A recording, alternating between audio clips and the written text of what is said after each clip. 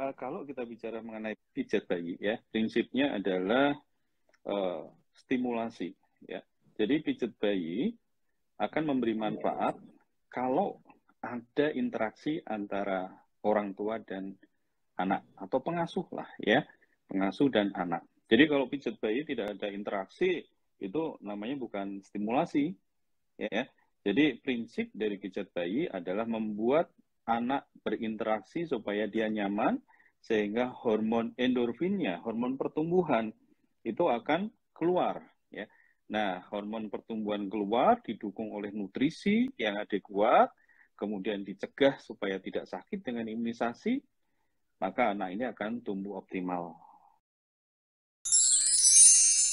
Nah, jadi tidak harus kita datang ke tempat layanan pijat bayi, kemudian anak kita serahkan ke petugas, kita kita melihat saja. Nah, itu tidak ada di dalam konsep stimulasi, ya, karena tidak ada interaksi.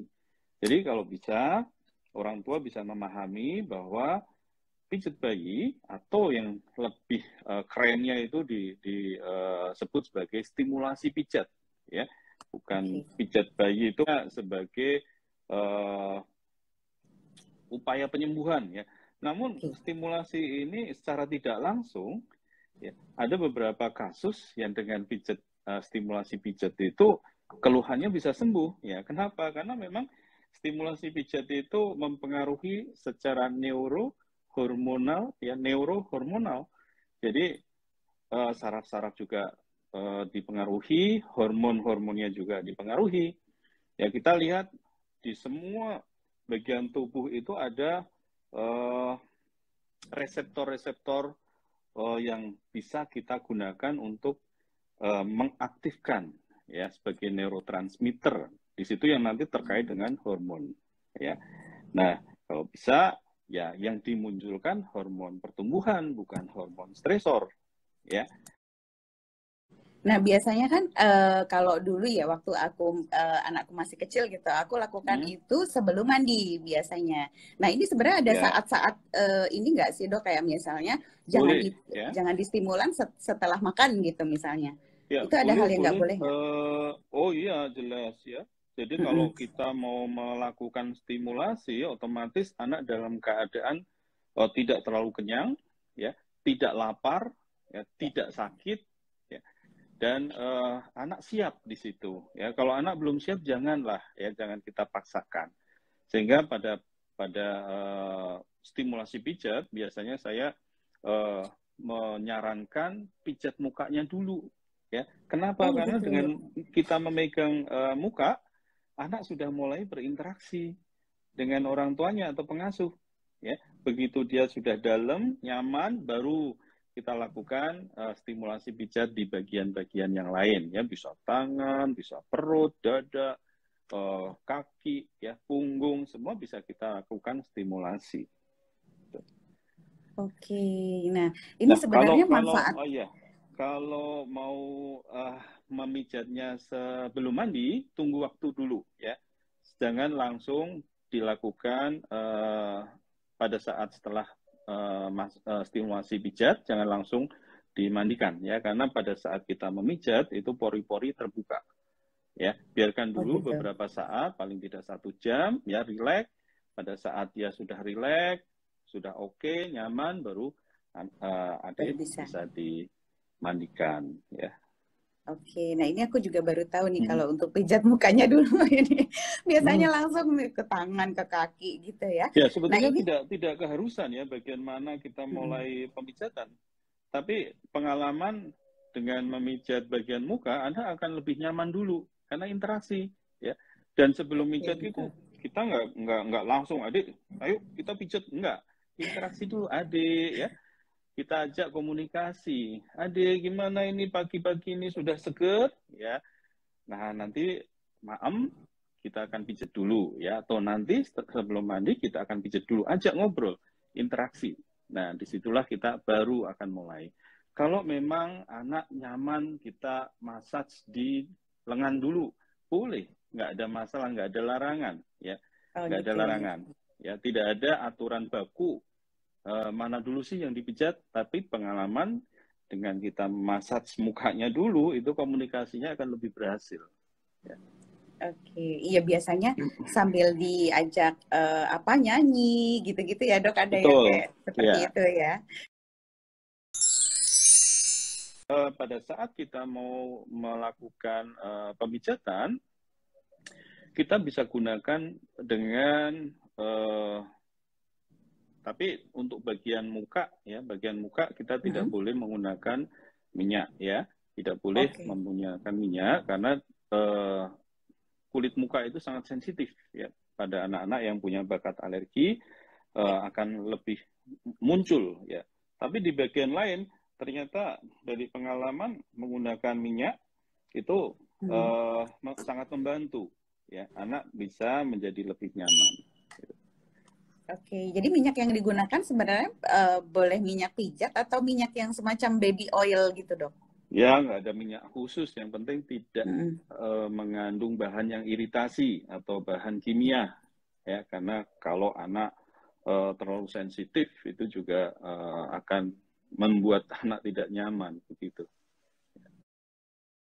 Nah ini sebenarnya usia berapa sih dok dia masih baby ini boleh dipijat? Ini kan aku baca Ya, artikelnya macam-macam ya, jadi betul ya. agak bingung ini. Sebetulnya ya, stimulasi pijat itu berawal dari melanjutkan dari stimulasi sebelumnya. Ya. Begitu lahir, bayi itu sudah distimulasi dengan inisiasi menyusu dini. Ya, ditenggorepin, dilus-lus sama orang tuanya, itu stimulasi pijat. Ya. Kemudian berlangsung lagi menjadi pada saat dia menyusui, breastfeeding, menyusui anak, ya, itu juga dari jenis semacam stimulasi, ya, dengan kita lus-lus anaknya, ya, itu hampir sama dengan stimulasi pijat. Ya. Nah, kemudian berlanjut setelah dia beberapa saat, ya, kita sudah biasakan dengan tummy time, ya. Nah, dari beberapa literatur, ini Ikatan Dokter Anak Indonesia, UKK Tumbuh Kembang Pediatri Sosial sudah mengkaji, ya, umur berapa sih sebetulnya yang bisa kita gunakan untuk dilakukan stimulasi dengan metode massage ini. Ternyata sampai umur berapapun ya, itu dari literatur ada, ya. Namun sampai usia 3 tahun itu lebih aman. Ya. Amannya dari mana? Aman dari kejadian-kejadian yang tidak menyenangkan untuk anak. Seperti apa itu, ya. dok? Seperti ya pada saat kita pijatkan di usia-usia lebih dari 3 tahun, ya, sering ada pelecehan seksual di situ yang dilakukan pada anak, ya, dari beberapa literatur.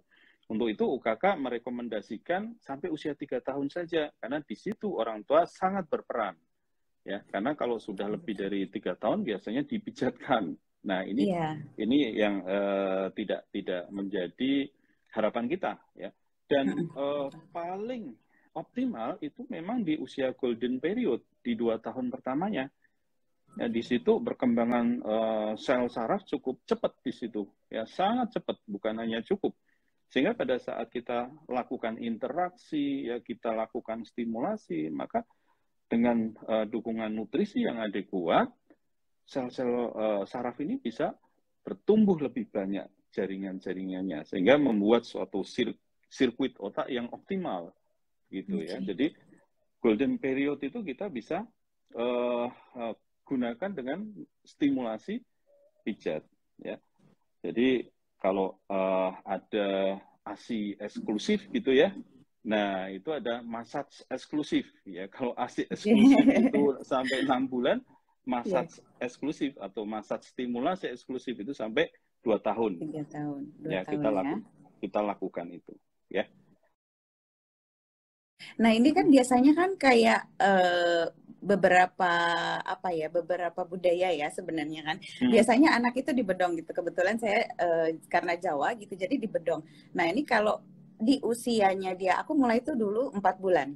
Jadi ini sebenarnya bahaya nggak sih dok? Karena kan dia pegel ya mungkin di kekep Eh, dikekep kain gitu. Jadi ya, kadang kalau aku kalau buka, aku kalau lus-lus. terlalu erat itu Heeh. bahaya ya.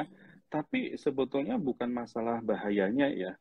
Mm-mm. Dari sejak lahir dengan kita sering membedong, ya, anak menjadikan gerakannya kurang kurang untuk aktif dia bereksplorasi Oke. terhadap lingkungannya, suasana lingkungannya. Nah, padahal geraknya anak itu adalah menstimulasi rangsang atau membuat atau memberi rangsangan pada saraf.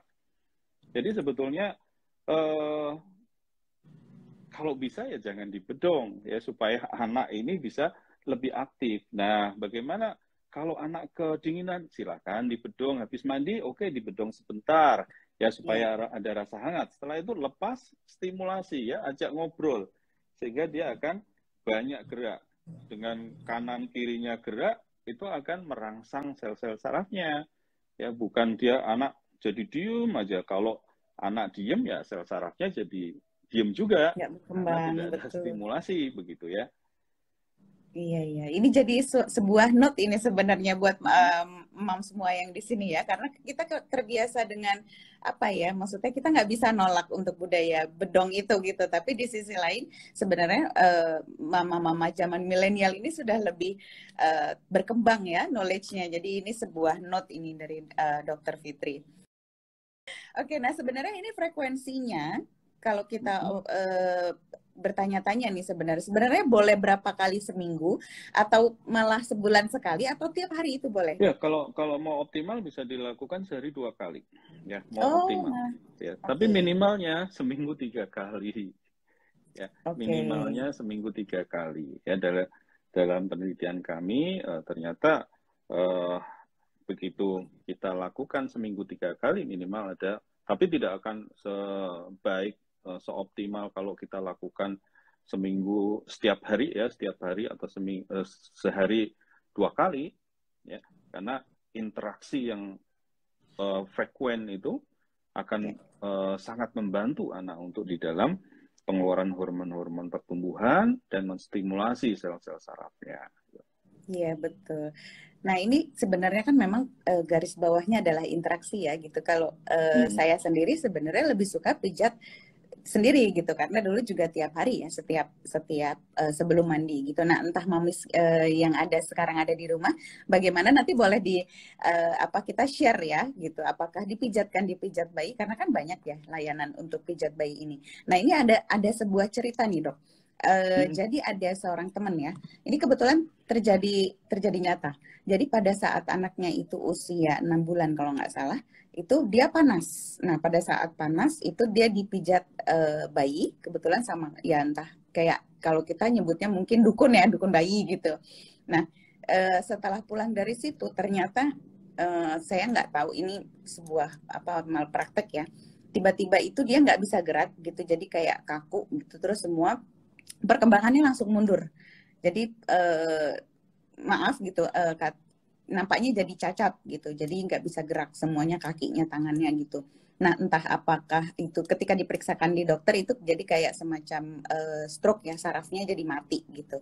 Nah, ini apakah berhubungan dengan ilmu Iya, iya kedokteran betul. ini karena kan Iya, hubungannya ke sangat-sangat saraf ya. berhubungan ya. Mm-mm. Sangat berhubungan karena UKK tumbuh kembang pediatri sosial kenapa kok mengeluarkan pedoman. Kita ada buku pedoman stimulasi pijat ya. Oke. Kenapa kok kita fokus di situ, kita kaji dari beberapa literatur karena ada beberapa laporan yang mengatakan bahwa dengan pemijatan yang bukan stimulasi, ya pijat terapi, ternyata banyak Mm. anak-anak yang datang ke IGD ya dengan perdarahan Oh, uh, di dalam kepala ya, karena kalau kita oh lihat betul.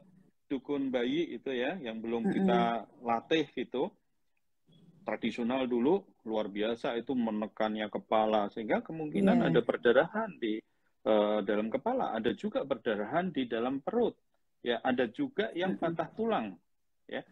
Nah ini Oke. yang menjadikan kita mengkaji pijat itu bagus ya pada saat pijat itu kita gunakan untuk stimulasi dengan membangun interaksi kita berikan stimulasi yang optimal pada anak maka perkembangan anak pun akan terbantu ya. Jadi itu dasar sebetulnya kami memperhatikan hal ini ya. Kenapa kok kita harus banyak sosialisasi? Kementerian Kesehatan sekarang sudah akan ya meluncurkan sebetulnya buku pijat bayi dari Kementerian Kesehatan sudah lama itu ya. Sudah Oke. sudah Sudah dirilis ya. dibuat ya. Saya juga ikut di dalamnya. Namun untuk melatih kader-kader untuk bisa melatih orang tua itu masih ada keterbatasan ya. Pelatihannya itu fasilitator belum ada dana untuk kita latih. Nah, nanti kedepannya mungkin ya dari Kementerian Kesehatan, dari Direktorat Kesehatan Tradisional ya akan memberikan pelatihan-pelatihan pijat bayi, stimulasi pijat bayi ini pada kader-kader, kepada tenaga kesehatan nanti yang nanti akan meneruskan pada orang tua. Ya. Oke, wow, semoga saja ya, karena ini aku juga baru nih ya, baru dengar nih ada divisi kesehatan tradisional. Iya, ada. Iya, iya, jadi ya. semoga saja bisa saling mendukungnya gitu antara kesehatan tradisional, begitu juga dengan ilmu kesehatan gitu. Jadi supaya karena itu kan masa depan ya, anak-anak ini kan masa depan negara kita ya. Iya. Betul. Jadi sebenarnya kalau kita mama modern ya gitu, mama-mama milenial saat ini kalau mau memilih tempat pijat gitu misalnya, kan sebenarnya sudah ada ya video-video tutorial untuk pijat stimulasi untuk baby. Nah kalau kita memilih untuk pijat di luar gitu, sebenarnya apa yang harus kita perhatikan sih, misalnya gitu bersertifikasi apa gitu atau sesuai dengan apa tadi UKK ya? Iya, ya, UKK tumbuh kembang pediatri sosial. Jadi kita, ya Mbak Angel, kita melatih tenaga-tenaga kesehatan untuk melakukan stimulasi pijat, bukan untuk melayani pijat. Ya. Oke. Jadi tenaga kesehatan itu kita latih supaya bisa melatih orang tuanya melakukan stimulasi pijat pada anaknya sendiri. Oh, ya. gitu. Jadi layanan di klinik itu mestinya adalah dalam bentuk pelatihan orang tua. Ibu, yuk kita mulai dengan pijat adik, ibu saya ajarin nanti dilakukan. Nah, mestinya begitu, bukan mana Bu anaknya saya pijat. Nah, itu beda sekali. Ya, itu beda sekali karena modul yang kita keluarkan di situ adalah memberikan pelatihan stimulasi pijat pada tenaga kesehatan yang nanti digunakan oleh tenaga kesehatan untuk melatih orang tua. Ya, sehingga anak benar-benar nyaman dengan orang tuanya sendiri. Dan ini ada keuntungan pada saat orang tua sibuk gitu ya. Manfaat ini 15 menit lah ya. Ya, kalau nggak ada 15 menit, 10 menit lah. Ya, kita gunakan untuk suasana yang intim dengan anak. Ya, karena kita mungkin ibu-ibu yang bekerja gitu ya, datang sampai malam gitu ya, nggak ngelihat lagi anaknya sudah pupuk karena ya, sehingga kita gunakan di situ untuk membangun interaksi dengan anak.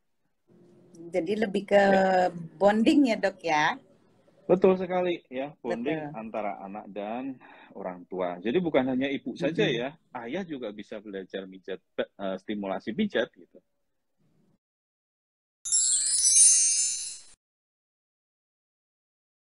Kan baby itu kalau sudah mulai bergerak itu bisa merangkak, dia biasanya jatuh ya dari tempat tidur. Kalau orang Jawa bilang tuh kalau belum 7 kali belum berhenti itu jatuh gitu. Dan mungkin ini kalau tiba-tiba dia jatuh atau apa, bolehkah kita memijat di bagian yang sakit ini? Jadi jangan ya, di bagian yang sakit kemungkinan itu memar ya, atau ototnya terjadi inflamasi gitu ya. Kalau kita tambah pijatan, maka inflamasinya itu akan bertambah. Jadi kalau anak ya memar itu jangan dipijat, tapi diamkan atau kompres dingin deh. Kompres dingin aja ya, supaya tidak bertambah memar ototnya itu ya. Jadi tidak boleh untuk kita pijat di tempat-tempat yang sakit itu ya. Kita beda sama sangkal putung begitu ya. Kalau apa itu dok itu? Kaki sangkal putung tuh kalau di Jawa yang benerin patah tulang itu ya. Dukun pijat yang membenerkan patah tulang begitu. Itu berbeda sekali. secara tidak langsung bisa. Pada saat sesi pemijatan, anak kita ajarin untuk berinteraksi. Ya, pada saat dia interaksi, masuklah di situ pembelajaran bicara. Ya, kita kenalkan tangannya, suruh kita pegangan ke hidung. Ya, pembelajaran bahasa reseptif. Adik, ini hidung adik, ya. Jadi ini mata adik. Sampai targetnya dia bisa nunjuk hidungnya mana adik. Nah, itu tahap awal dari pembelajaran bicara. Jadi secara tidak langsung nih. Ya, jadi pijat itu bisa untuk memperbaiki anak dengan keterlambatan bicara, ya. Tapi bukan terus dipijat bisa bicara, enggak. Ya, anak itu butuh diberikan kesempatan belajar yang benar untuk bisa bicara. Enggak ada obat-obatan. Ya, kalau ada obat-obatan mah enggak banyak anak-anak yang terlambat bicara. Speech delay, betul. Ya, speech delay sekarang tuh banyak betul, sekali karena anak tidak diberi kesempatan belajar yang benar saja. Ada nggak sih pijat untuk GTM? Wah, susah makan. Jadi itu juga secara tidak langsung ya, secara tidak langsung bisa membantu karena ternyata dalam penelitian habis dimasak, ya anak itu akan merasa lapar.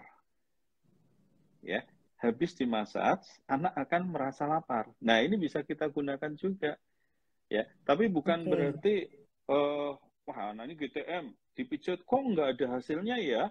Nah, prinsip-prinsip kenapa anak GTM itu juga harus kita lihat ya. Bukan terus oh GTM pijat ya, enggak.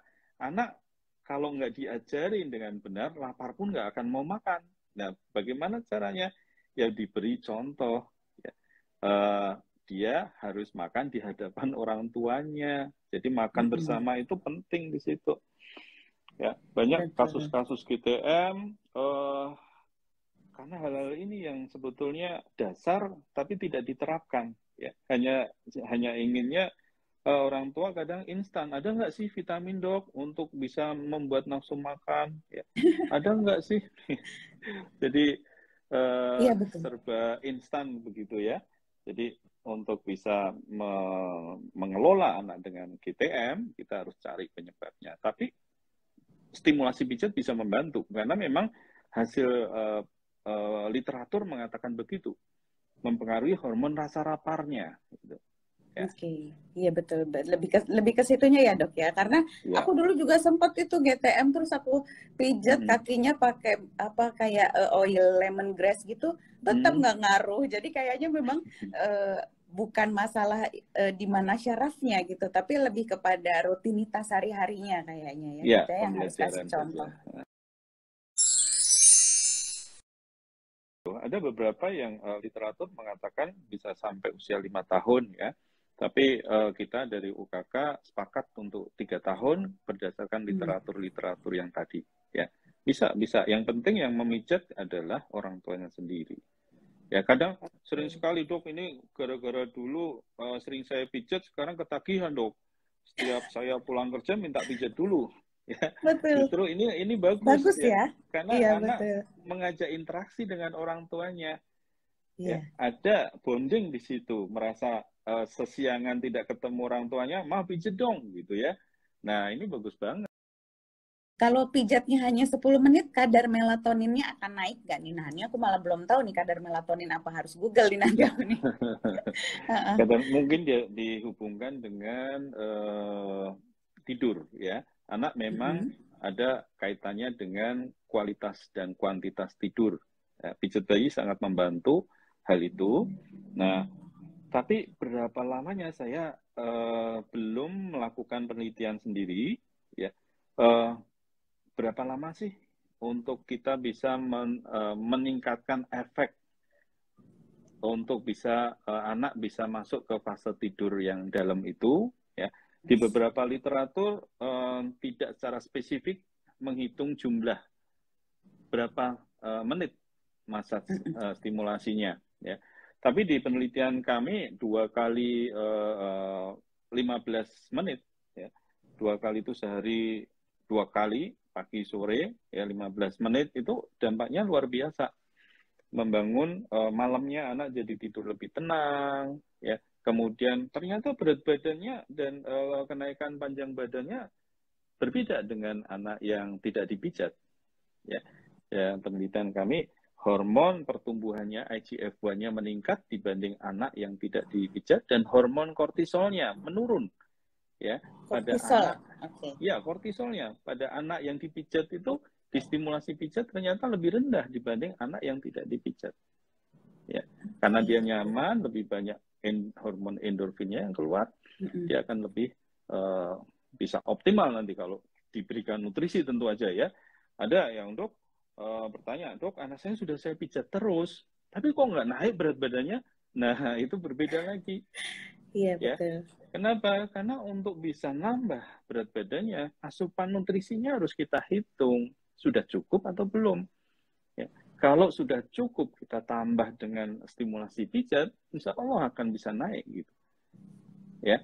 Tapi jangan terus pijat saja mengharapkan anak naik berat badan atau tadi ya bisa nafsu makannya langsung meningkat begitu ya. Nah ini tidak secara otomatis begitu.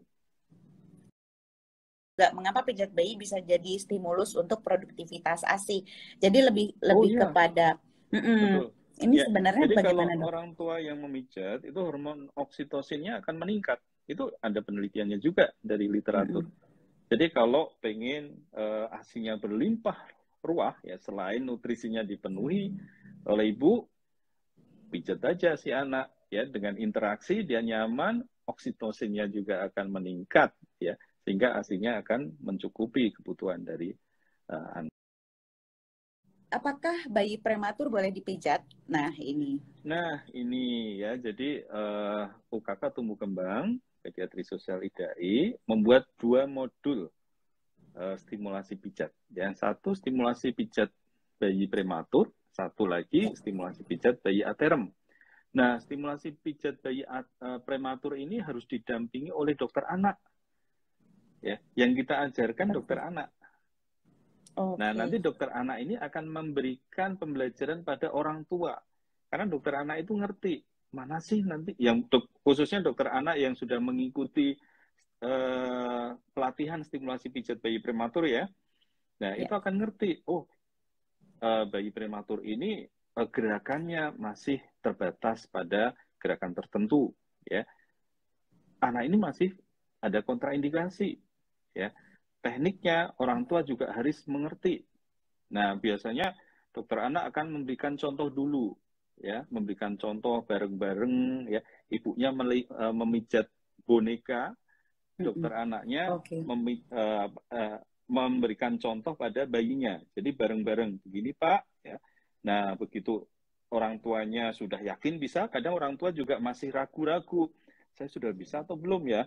Takut gitu ya. Justru ini yang kita harapkan dokter anak bisa memberikan pendampingan, bimbingan pada orang tua untuk nggak usah takut. Anak itu butuh stimulasi dari orang tuanya. Ya, dengan mengajak ngobrol, kemudian memberikan sentuhan yang relatif berbeda dengan bayi cukup bulan, ini akan memberikan hasil yang luar biasa pada bayi-bayi prematur.